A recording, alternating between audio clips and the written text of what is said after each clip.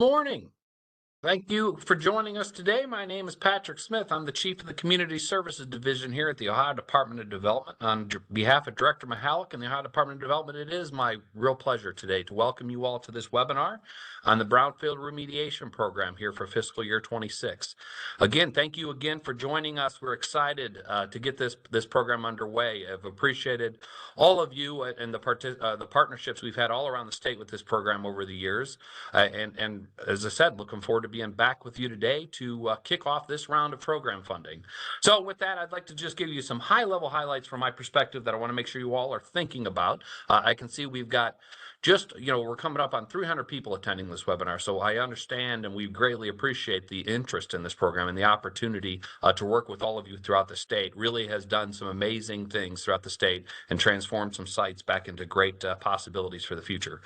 So one of the things I want to just start with and just recognize, as you all know, we've posted the guidelines out on the website, and hopefully you've had the chance to spend a little bit of time with them. But today's webinar is obviously to go through in detail exactly what we're expecting for this round of the program, and then get into specific opportunities around questions. We won't get into specific site questions today, but I anticipate talking with you a great deal about the program in general and what to be thinking about as you consider an application.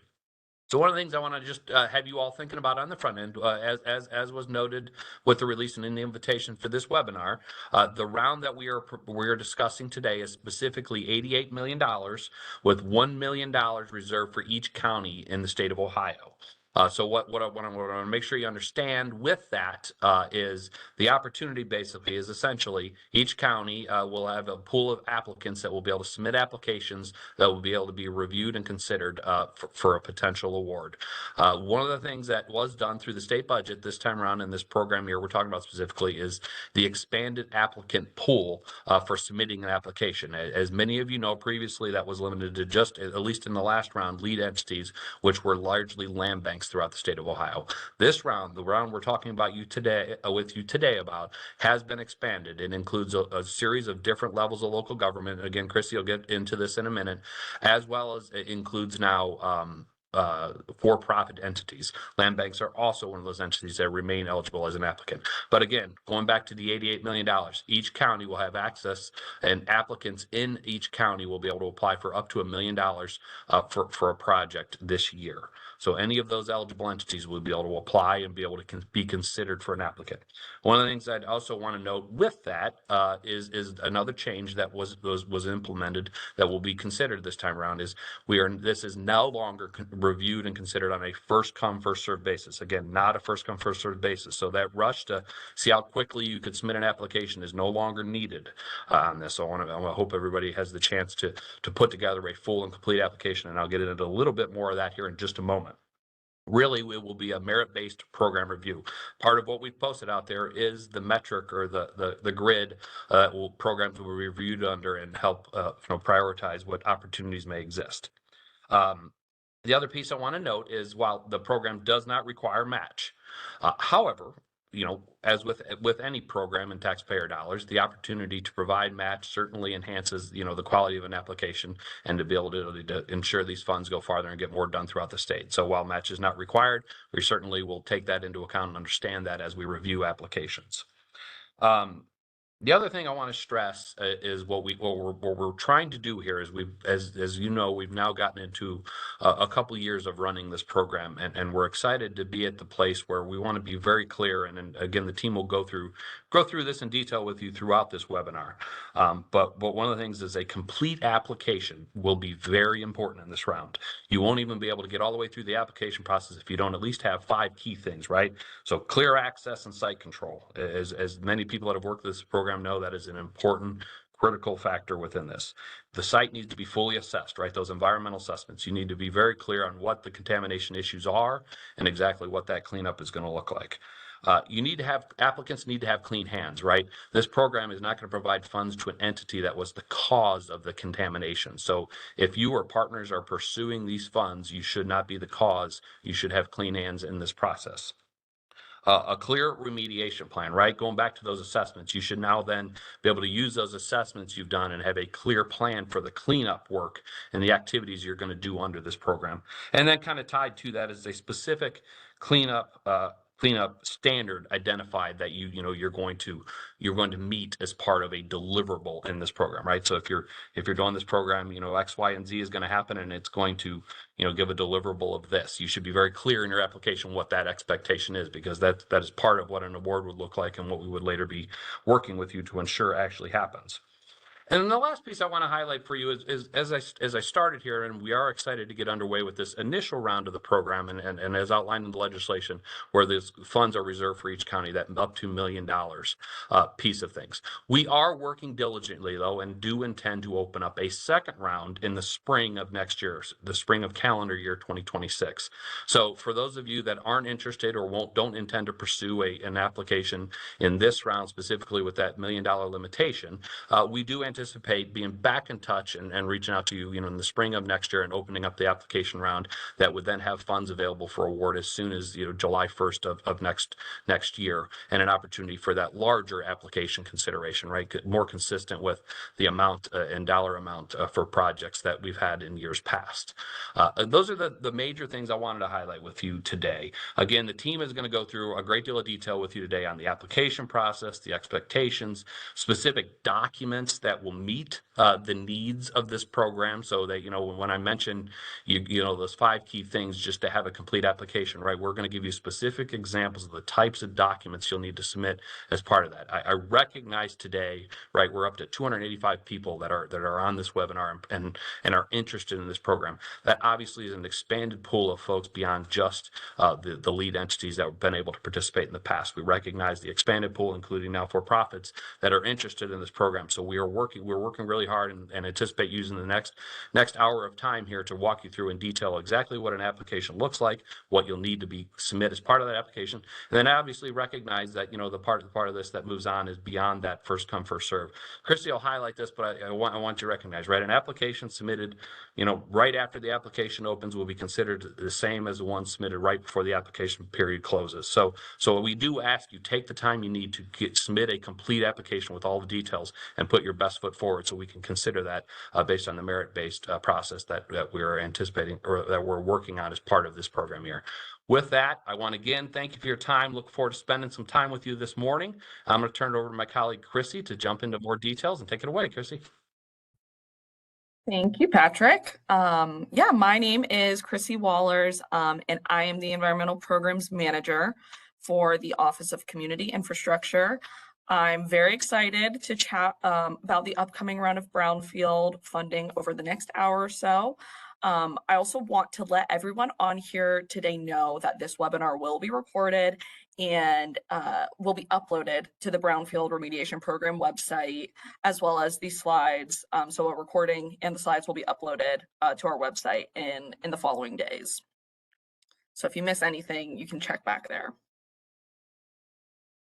So just to start out with a little bit of housekeeping, this webinar will cover a brief overview of the Brownfield Remediation Program. We will go through updates to the guidelines, program eligibility, and the application process and requirements. At the end of this presentation, we are going to have time for you to ask questions. And so to do that, you're going to click the Q&A button in the bottom right-hand corner of your screen to open the Q&A box.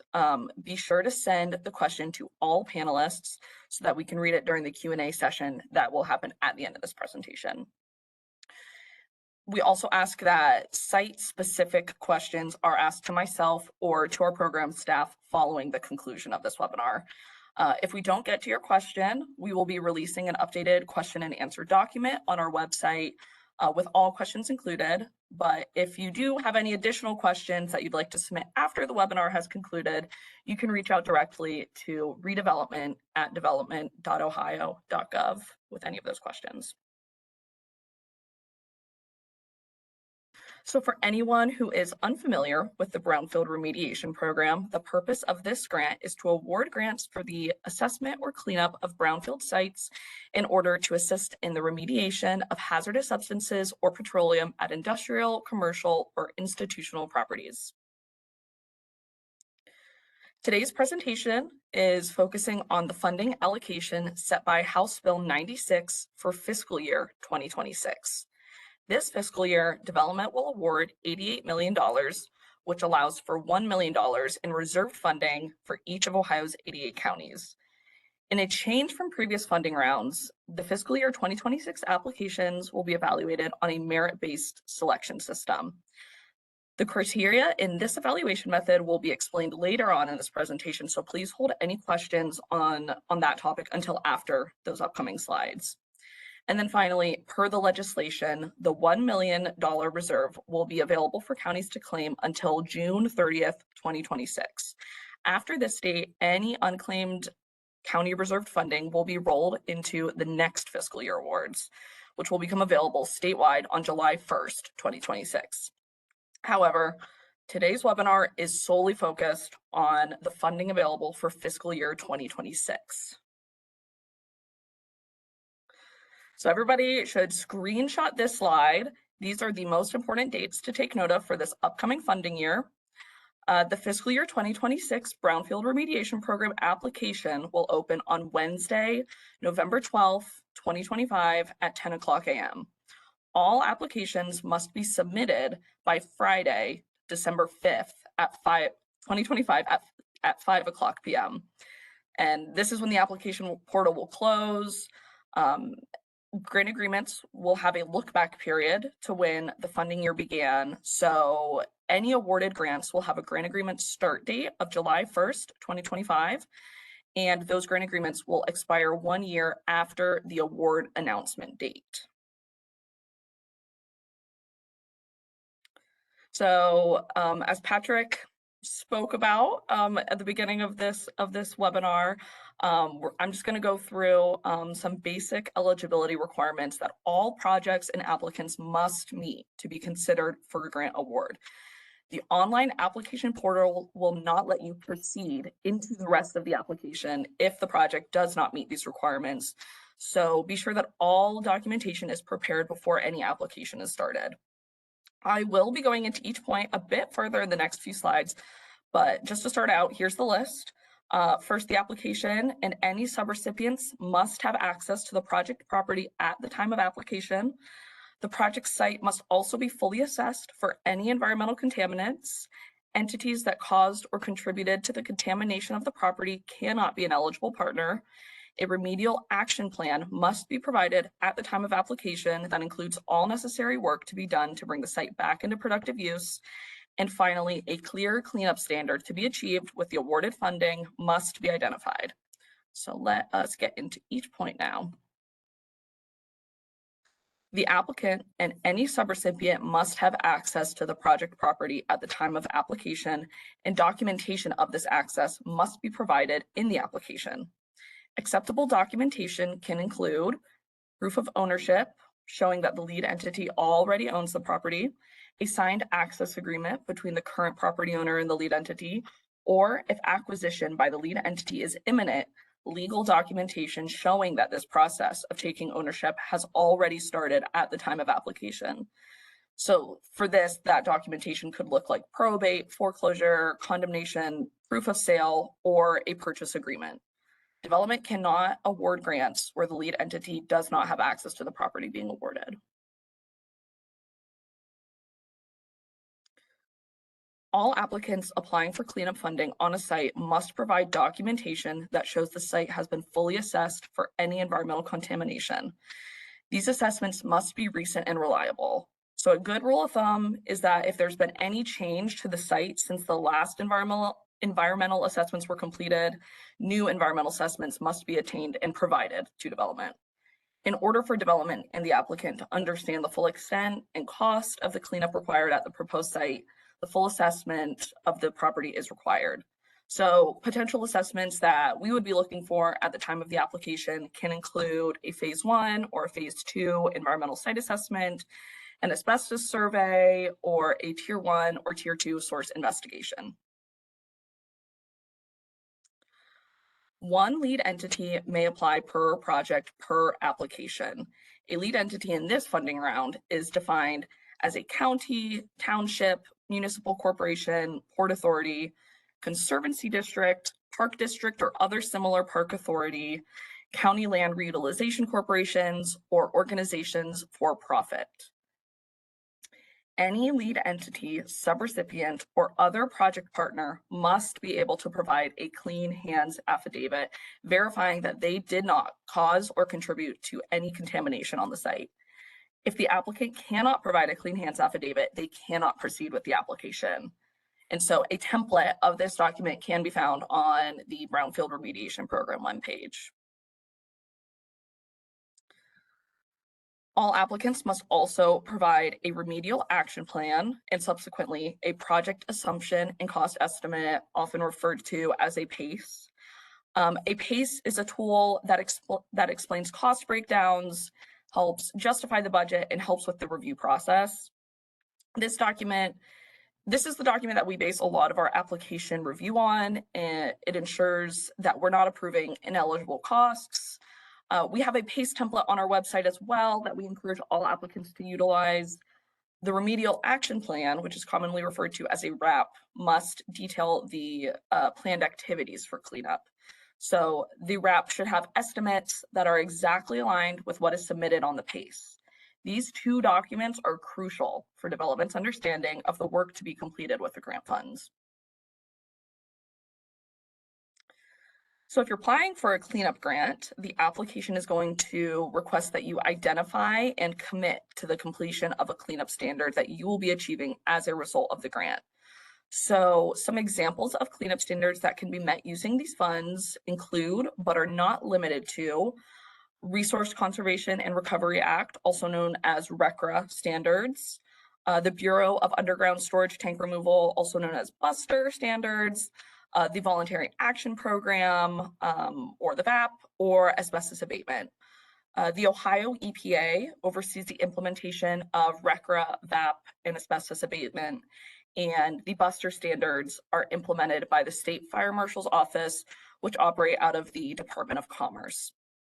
If an application is asbestos-only cleanup, development asks that this is still identified as a cleanup standard. And identifying a cleanup standard is required in this grant program. The ultimate goal is to put these sites back into productive use.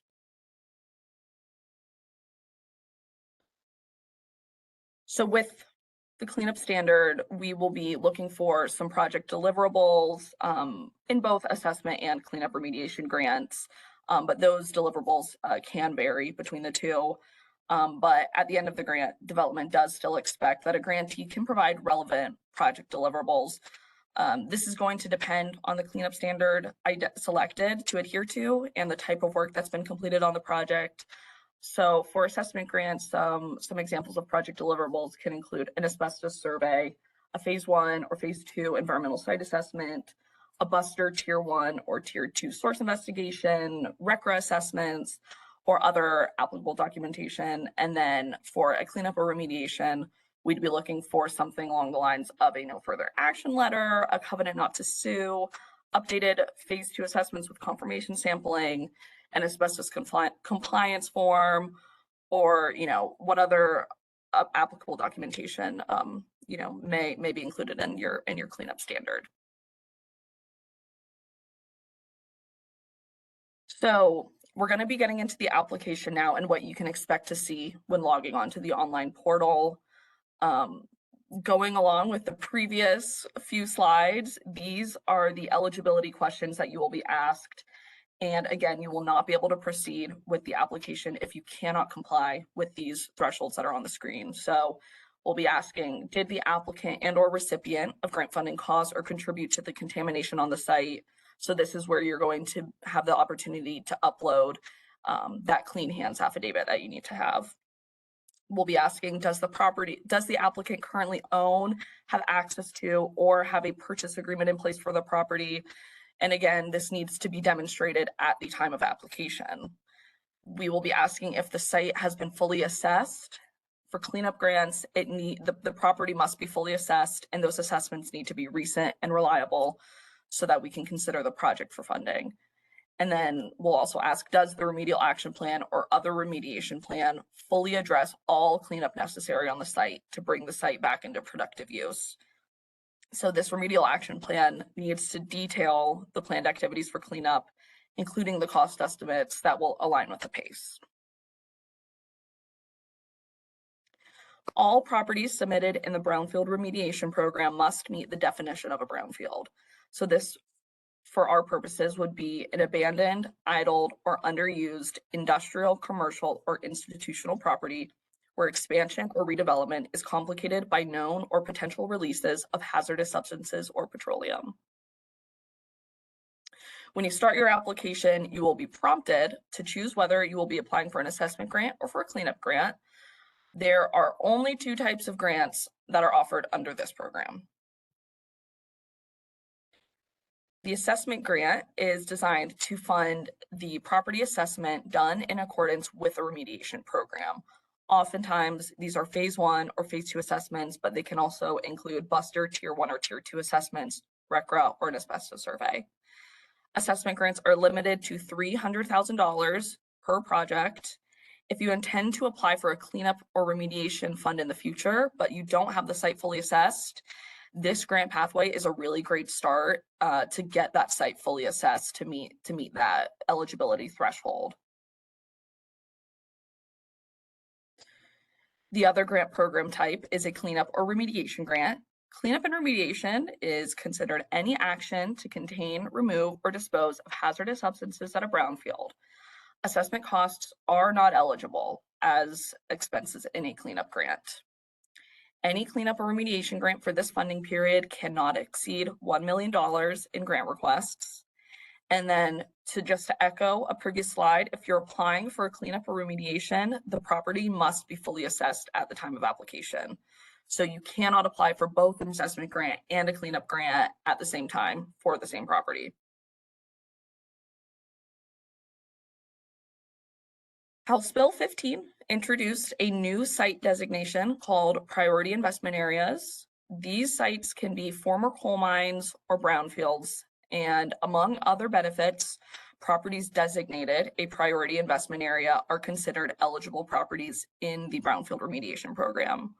For consideration of funding under the priority investment area, applications must include the resolution or ordinance from the local municipality designating the site as a priority investment area, and, if available, documentation of development's approval and designation of the site as a priority investment area.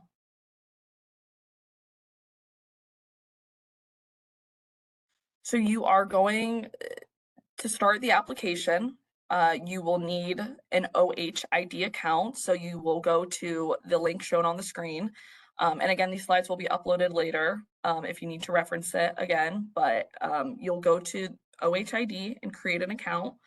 And so if you've never been an applicant for the Brownfield remediation program or for any other, grant program through our office, and you've never had to create an OHID, I would recommend that you start this process soon, just so that when the application does open, you will be ready and you can just immediately get in there. So you'll create your OHID or you'll log into your OHID, and then you will go into the App Store and search for Brownfield. And then if you are a returning applicant, you can just open the app. But if you're new, you'll just have to click request access, and then almost simultaneously, you will get approval to get into the application, and you can just open the application as well. So then you're going to enter your entity's FEIN and click continue. And then you will start a new application when the application opens on November 12th, 2025. The following documentation is required to apply: a project assumption and cost estimate, which must be justified by a cost estimate provided by a certified professional or project engineer, proof of ownership, access, or legal action to obtain access to the contaminated property. If you're applying for a cleanup funding, a remedial action plan and full site assessments are required.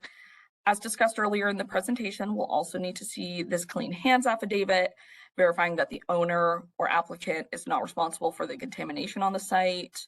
Photos and surveys or plat maps identifying the site are also required. And then also, again, as discussed in earlier slides, all assessments done on the site should be provided at the time of application.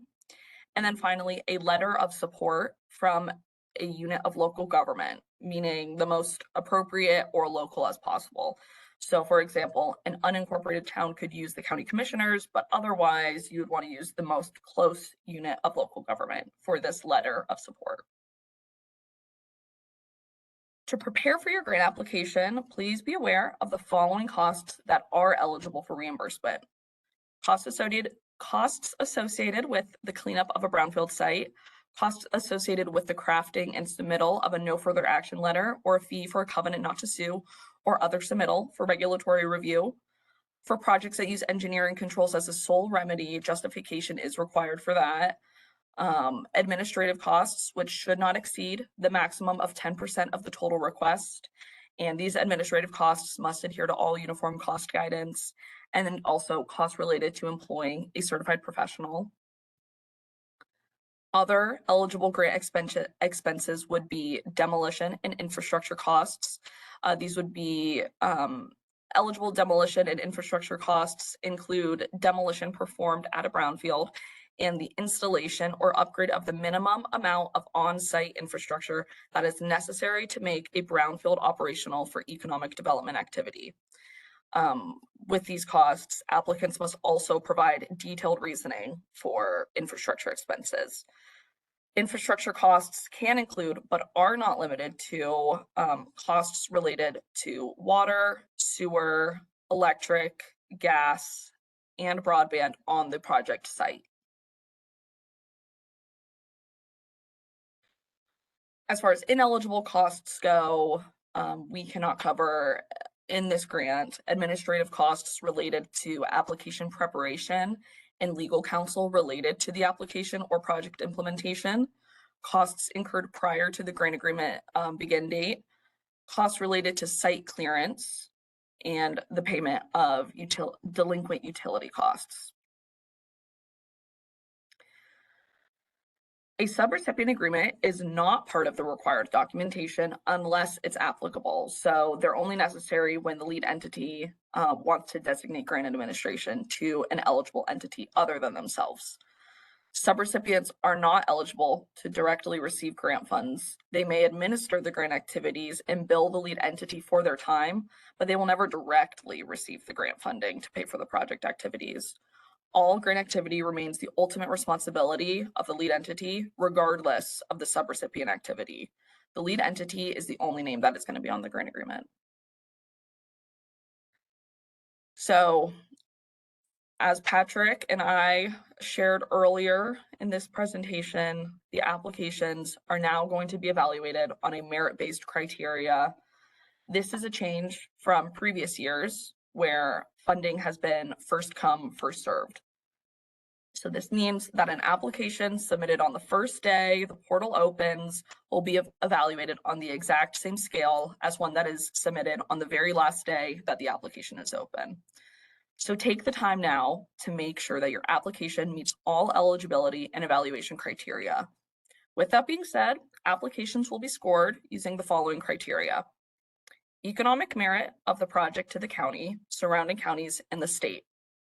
So for this, documentation that could be provided to demonstrate that you meet that criteria could include, but is certainly not limited to, an economic impact analysis, investment commitment letters, pro forma financials, a market impact study, letters of intent for future business tenants, housing development documentation, housing needs and community impact analyses, or an environmental impact statement.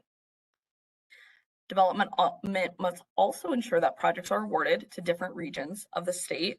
And so with this funding round, this allows for this to kind of be built into our awards, given the $1 million county reserve.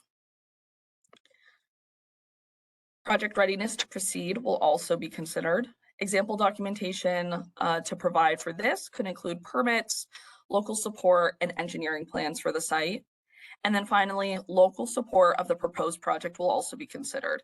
This can be shown with resolutions or ordinances from the local municipality showing priority for the project to be completed, or you can also just provide letters of support from the local municipality as well.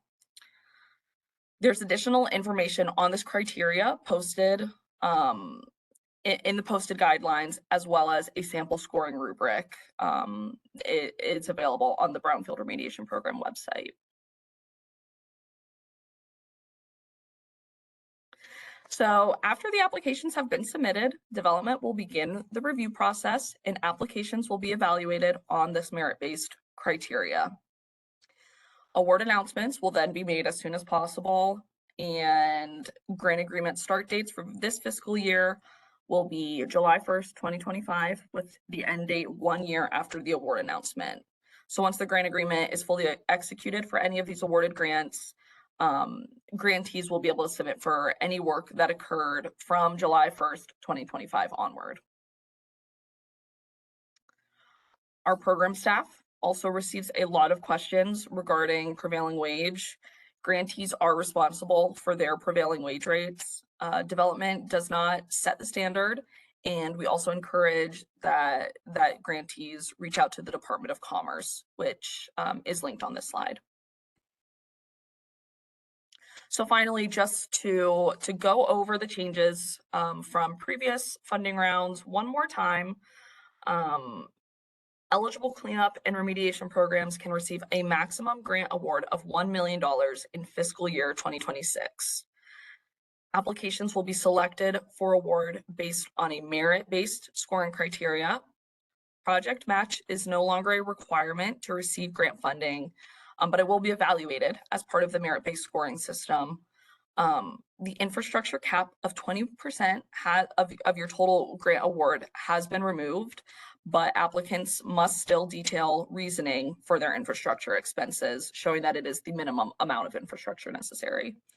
And then finally, properties that are designated a priority investment area are considered eligible properties under the Brownfield Remediation Program. So thank you all for listening to our presentation about the upcoming round of the Brownfield Remediation Program. We will now go into a question and answer session. Remember to send any questions to all panelists, and also just remember that site-specific questions should be shared following the presentation with either myself or program staff. And so with that, I will pass it over to our Deputy Chief, Ross Cunningham. Hello, great to be with you all this morning. Chrissy, thanks so much for that detailed presentation. Definitely encourage people to go to the website and carefully look at those guidelines and look at that. The scoring rubric is also available online, and so that's a new feature, but it's available there online, so please be sure to review that. I'm gonna pose some of these questions to the group here, and we may not get to all of them, but if we don't, we will be posting an FAQ shortly after the session is closed within the next week or two. So if your question doesn't get answered, it likely will be on the FAQ, and then you're always can reach out if you have any specific questions. So we had a couple questions about whether prior applications are still valid, or would they need to resubmit? Oh, great question. Appreciate it. Absolutely. No, you will need to resubmit your application, right? This is a new funding round, considering new applications. You know, kind of as I highlighted on the front end, right? $88 million available, but specifically $1 million in each county. Essentially, what we have here is a competitive opportunity for $1 million in each county for projects within that county. So we will need to evaluate projects considered based on those applications. And then this is sort of a follow-up, but if someone applies for this round of funding and is awarded, would they be able to apply in the next round in the spring of next year? One thing I'd always remind folks with these programs, the intent is when you get an award through this program that you're submitting an application to complete a project, right? Between the funding that you're requesting and then potentially any match you would bring to the table, the idea is you're submitting an application to complete a project and have one of those deliverables we've talked about throughout this program.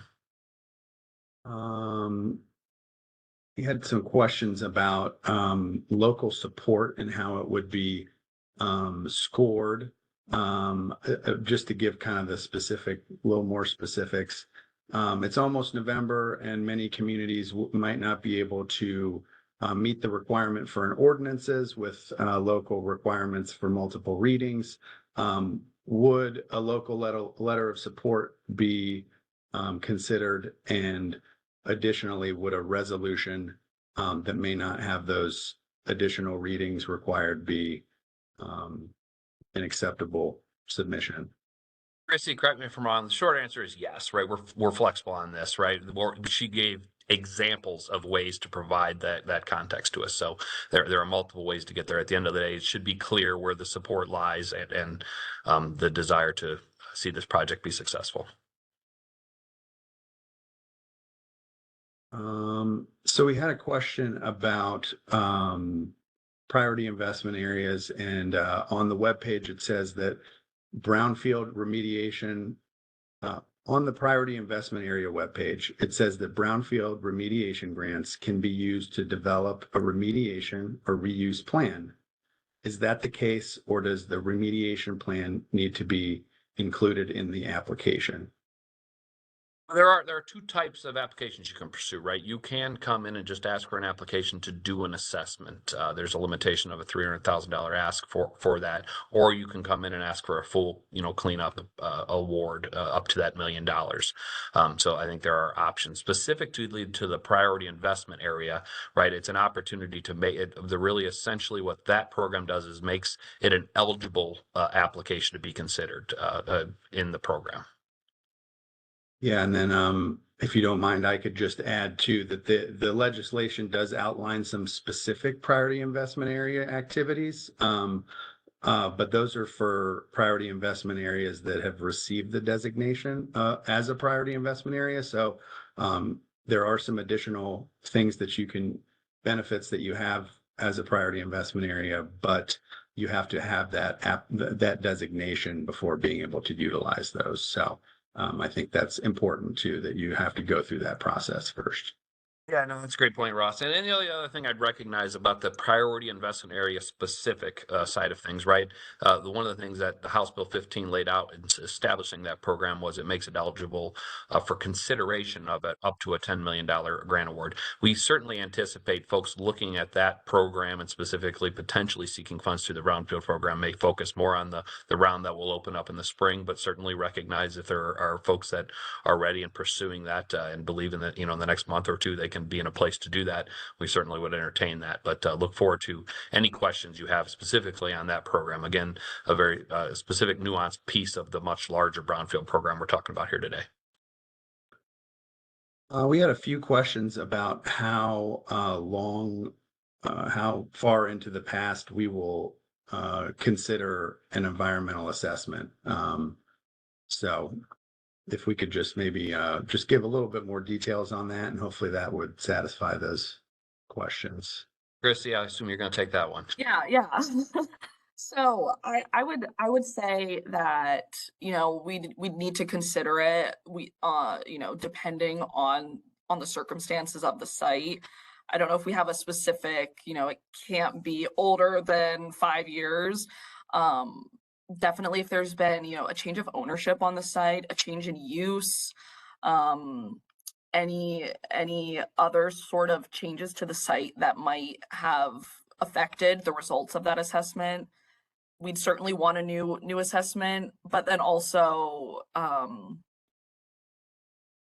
we don't want an assessment that's 20 years old. We want to be sure that we have confidence that what is in that environmental assessment is the full extent of the cleanup that is needed. At the end of the day, you're committing through that assessment that that cleanup standard you're going to meet is going to be met. So it's important that the assessment the site be fully assessed, as we've talked about, that you're able to then get towards that cleanup standard that we've talked about here, and be able to clearly clearly show through the assessment to the actual request, the funds requested, how those funds would then meet that standard, right? All of those dots should be connected and be very clear.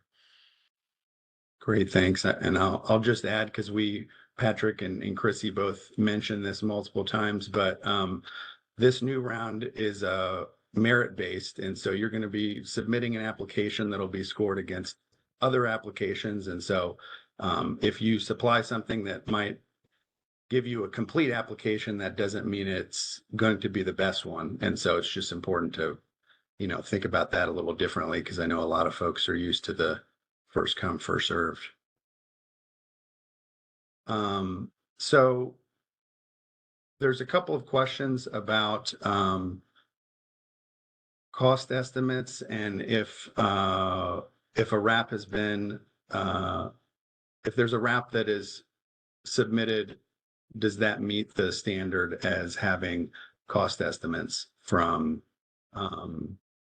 contractors? This kind of points to the readiness factor. What are we considering the highest level of readiness? Yeah, many of you that have had previous grants and worked with us, right? We've been, and some of you that have had to come in and ask for an amendment for additional time, right?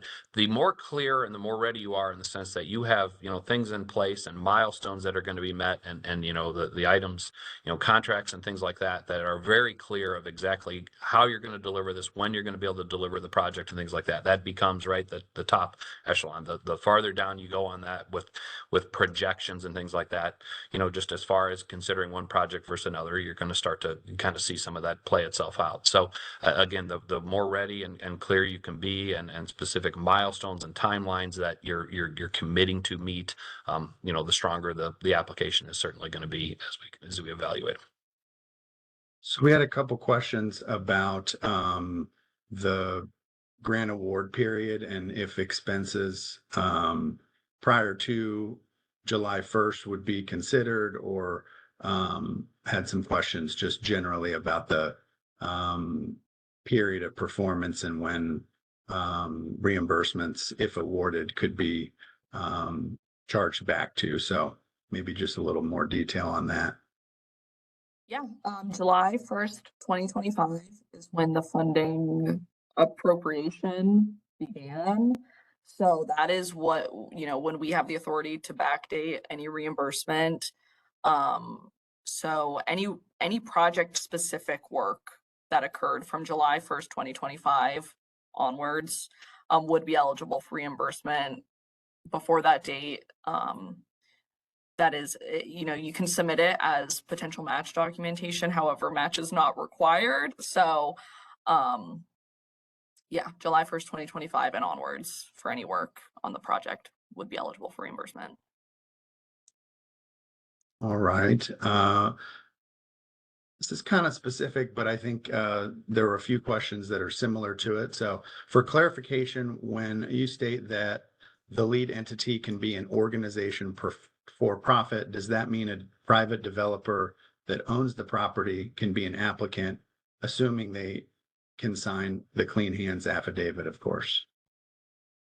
It sounds to me like an option, yes. Without knowing the specifics, but yeah, in general, they're for-profit entity that owns a site and is looking to get it cleaned up. And yeah, to the questioner's point, right? They can't be the entity that caused whatever contamination that's going to be cleaned up. For the Ohio ID requirement, is that the only needed piece of identification as the lead entity? Yes. Well, you'll need your federal tax ID to get into the application portal. But yeah. And then we had a couple of questions about whether a lead entity can submit more than one application. Certainly, right. Limitation would be, be very clear on where the project site is that you're anticipating working on, because obviously we need to consider that as we consider the funding. But there's not a limitation on number of applications that can be submitted. There's just a reality to the dollar amounts available in each county that will be able to be awarded. We had a couple questions about the maximum grant amount. It's noted that the max grant is 1 million, but the ORC still states 10 million. Can you please clarify? Yeah, just the clarification would be, right, today we're talking to you specifically about the $88 million, the $1 million reserved for each county program, right? The reference to $10 million ORC is specific to the priority investment area legislation that makes it an eligible applicant for the program, right? So the current round that's available is specifically, the limitation is $1 million in each county. The next round that I have referenced that we anticipate and open in the spring will have a larger pool of funds and be able to consider larger application amounts. So that's just the reality of the funding that is available specifically in each fiscal year in the rounds. Then we had a question about Buster. If USTs need to be removed or closed, then the tier 1, 2/2 will not have been completed yet, if they are needed. I think partially this is a question of which type of grant could Buster sites go through. Yeah, I think that is definitely kind of a tricky situation, because it's definitely a slightly backwards process than what we typically see. If you're familiar with our abandoned gas station program, we are sort of adopting those rules into this brownfield remediation program. So you would apply for a cleanup remediation grant in that case, because there would be that cleanup aspect. Yeah, I think just to add to that too, that as long as you submit everything and you're clear about what the process is that you're following and you clearly outline what that will be, I mean, we're going to consider that application. So I think it just goes back to the, submit all of the details and the planned method of cleanup and how you're going to get there, and then we'll assess that application.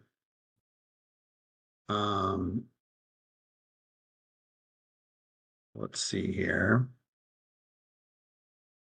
For cleanup applications, will projects that only require asbestos abatement and demolition be eligible? That is an eligible cleanup grant, yes. Do formally designated lead entities have to submit new grant user access forms? So for each application, it's the lead entity is per application. There's no longer one lead entity per county. If that is part of what this question is asking, but no, we do not require user access forms for returning lead entities. All right.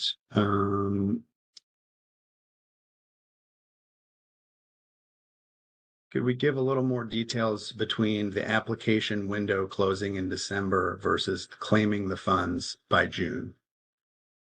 Yeah, no, it's a great question. I appreciate, asking. It was one of the things I wanted to get back to here at the end.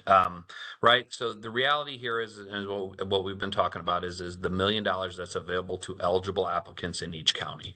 Right. So we're going to open up this opportunity and anticipate applications coming in from across the state. It is certainly possible, right? There have been in the past where no applications have come in for a county, or the application rounds doesn't request the full $1 million. So the reality is what we're going to do is we're going to open up this application round where, as I can see, the numbers continue to climb and fluctuate on the people even participating in this webinar.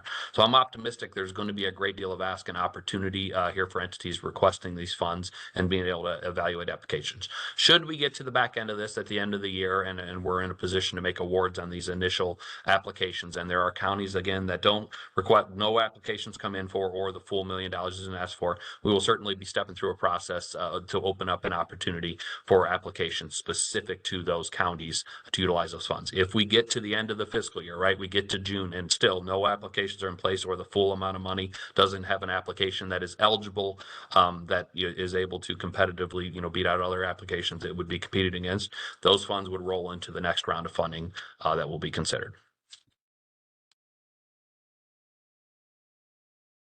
Okay, we're getting here to the end, but we'll try and take a few more here. A a lot of these have some similarities. So I think that when we release our FAQ, we'll be able to answer these more kind of grouped together.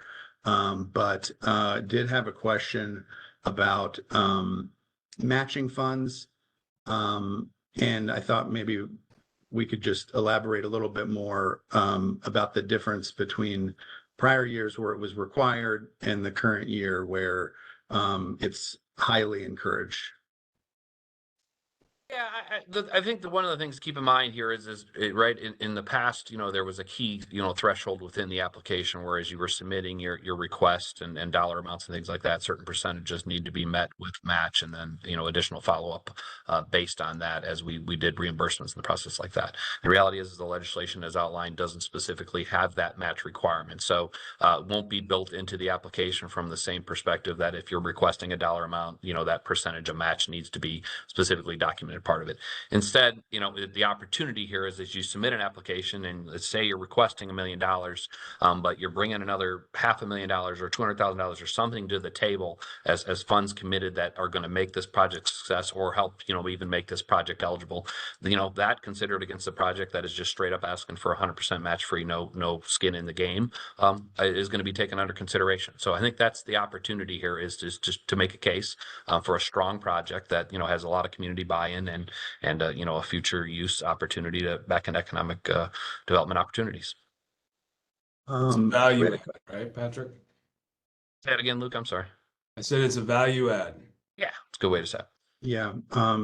So we had a couple of questions about how we will prioritize applications that are from the same county. Do we have our own set of priorities as development that we will use to prioritize projects that are within the same county? I mean, the only thing I guess I would go back to the scoring rubric that's been posted out there and how projects will be evaluated individually in comparison to any other projects submitted in that county.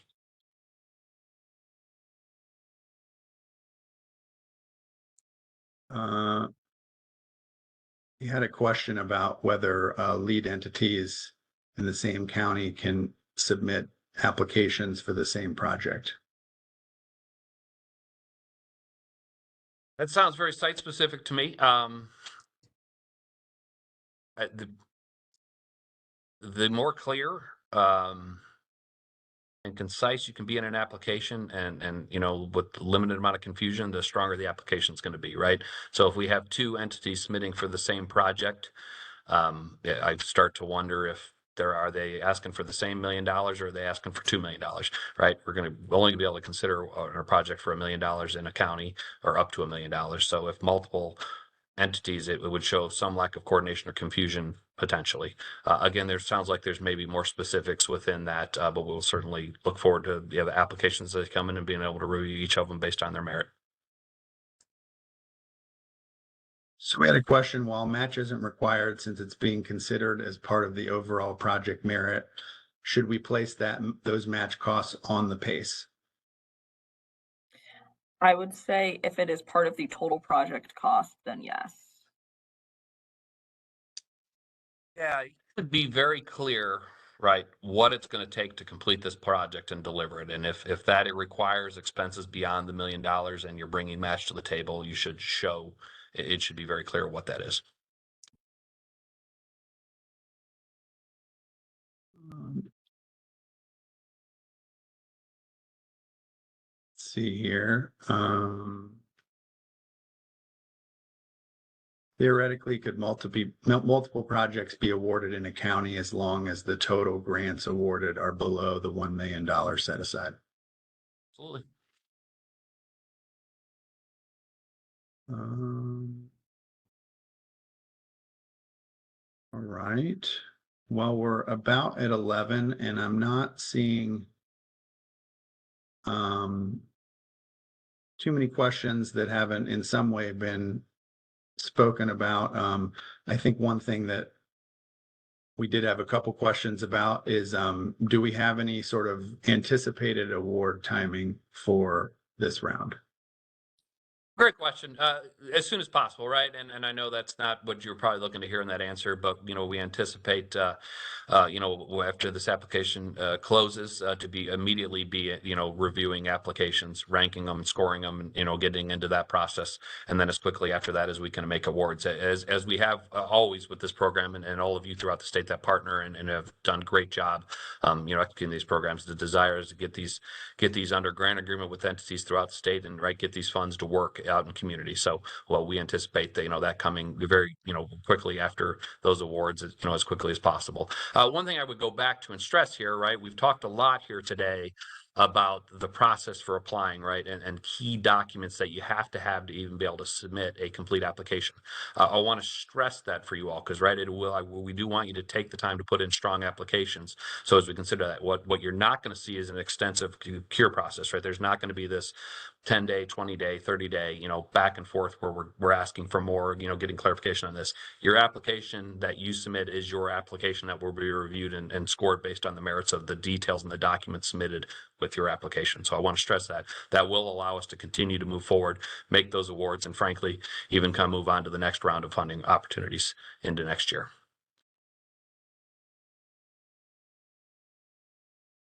Right. Well, as we said before, we will be posting FAQs on our website, and our typical process for that is to consolidate some of these questions and just make sure that we answer them in some fashion. I would say if you put any specific grant, highly specific questions, you may want to ask more directly, because we won't give specific information on the specifics of a specific project.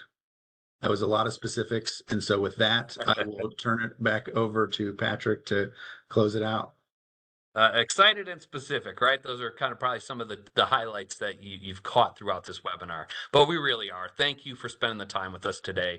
We know this is a big undertaking for many of you throughout the state and your communities. We have worked hard to try to provide as much specificity as we can, and what you need to utilize when you submit applications, what type of documentations that would meet those thresholds. We've tried to give you examples, and then certainly the time to work on this. And we look forward to working with all of you as we step through this. Excited for the opportunity and really the power of this program. And I've had the chance to get out and meet with many different partners that I'm sure that are on this webinar today, and see the different projects throughout the state, and these sites that are going from eyesores or just sites that were had contamination on them and things like that were but we're going to sit there for a long time. There's a great opportunity here to put these back into active use in our communities here in the state of Ohio. So again, thank you for spending the time with us today. We look forward to working with you. Thank you, and have a great rest of your week. Appreciate it.